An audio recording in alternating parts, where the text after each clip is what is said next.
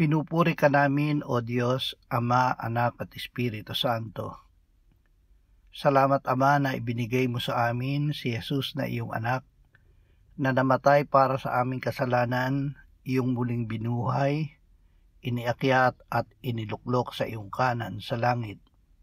Salamat na ibinigay mo sa amin ang iyong banal na Espiritu, at sa pamamagitan niya ay ibinuhos mo ang iyong pag-ibig sa aming puso.